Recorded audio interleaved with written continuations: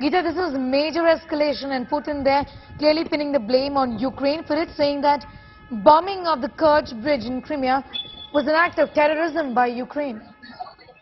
Well, it is not just an escalation. Russia is considering it a provocation because this is not captured territories that Russia has declared independent republics or independent areas.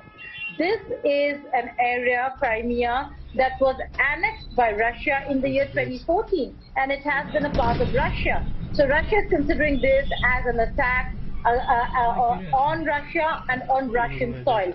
And that's the reason why, after having withdrawn from its forces from Kyiv Oblast and going back to Belarus, we are seeing attacks now as a retaliation to the attack on the Crimean Bridge, which is a critical infrastructure for Russia. It connects Crimea to Russia.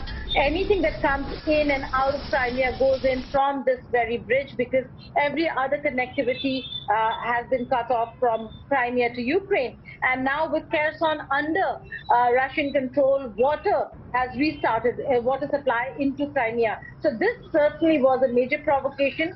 The statements that came from Zelensky yesterday, in a way mocking the incident, certainly did not go down well with the Russian president and the Russian government. He has ordered an inquiry and investigation into how did it come about that the critical bridge of Crimea was attacked.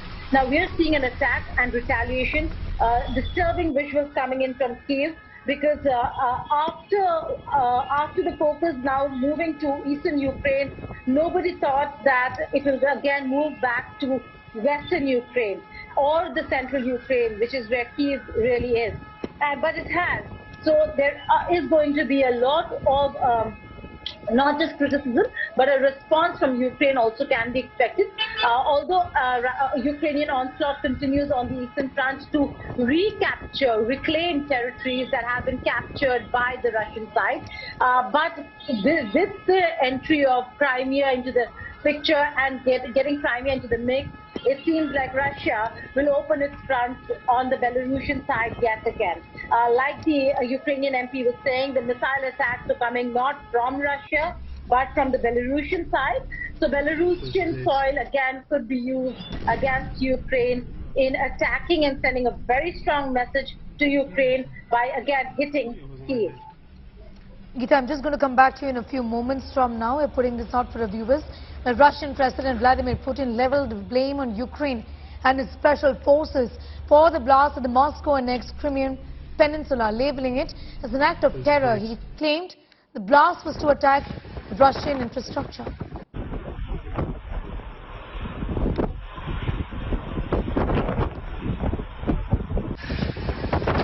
Здесь, как вы только что доложили, сомнений нет. Это теракт, направленный на разрушение критически важной гражданской инфраструктуры Российской Федерации. Совершенно верно. И авторы, исполнители, заказчики, спецслужбы Украины. Geeta continues to be with us. Geeta, this time around, what we also have a confirmation on from the Member of Parliament who joined us was that Zelensky's office has also been destroyed in a missile strike. So we have, in terms of the kind of attacks that we've seen on the part of Russia, we have this hit the President's office in Kyiv. Well, that is a huge development, which means that it is not just the oblast, it is the capital city of Kyiv that has been attacked. This is the first time that the capital city would have seen an attack, a missile attack, within the complex, which is absolutely in the heart of Kyiv. If you're saying that the President's office, if it's being reported that the President's office has been attacked, although we do know that Zelensky has not been going to that office for a very long time now, given the threat perception, and has been underground in a secure area for a very long time. Having said that, this is a very strong message coming in from Geeta, Russia. be with us. I'm just going to put out that soundbite of President Zelensky.